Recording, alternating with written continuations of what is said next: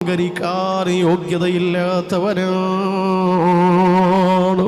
ഒന്നാലോചിച്ചു നോക്ക്, നമ്മുടെ ശരീരത്തിൽ നിന്ന് പുറത്തേക്ക് വരുന്നതെല്ലാം മാലിന്യമാണ്.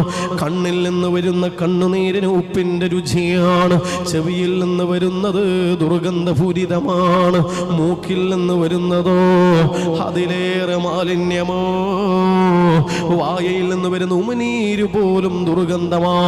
കഫമാണെങ്കിലോ മാലിന്യമാ.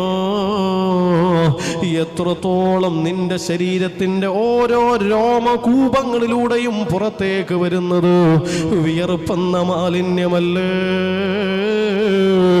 മനുഷ്യ, മറുപടി പറ.